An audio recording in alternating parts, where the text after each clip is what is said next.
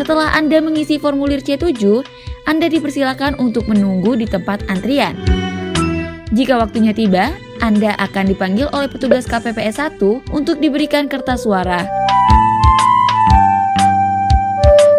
Silakan periksa terlebih dahulu dan pastikan kertas suara Anda tidak rusak. Perlu diketahui bahwa pada pemilu 2019 ini, Anda akan menerima 5 lembar kertas suara.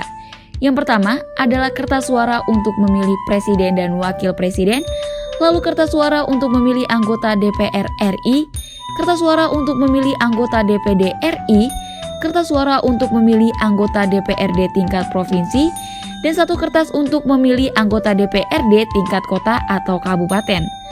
5 kertas suara ini juga dibedakan menurut warna pada halaman sampulnya. Warna kuning untuk DPR RI, merah untuk DPD RI, biru muda untuk DPRD tingkat provinsi, hijau untuk DPRD tingkat kota atau kabupaten, dan warna abu-abu untuk presiden dan wakil presiden. Dan yang perlu diketahui bahwa khusus untuk warga Provinsi DKI Jakarta, Anda hanya akan menerima 4 kertas suara saja, karena DKI Jakarta tidak memilih anggota DPRD tingkat kota atau kabupaten.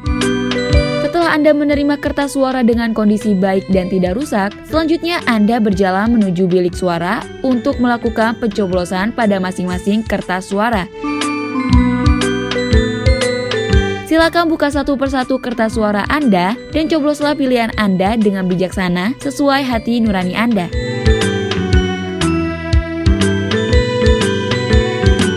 Dan berikut adalah hal-hal yang tidak boleh Anda lakukan selama berada di bilik suara.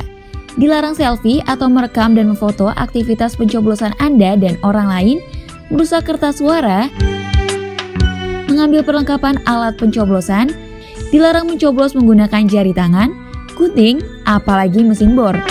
Setelah semua kertas suara selesai dicoblos dengan benar, silakan lipat kembali kertas suara Anda dan berjalan menuju kotak suara yang dijaga oleh petugas KPPS 6. Akan tersedia 5 kotak suara yang berbeda. Silakan masukkan kertas suara Anda satu persatu sesuai dengan jenisnya.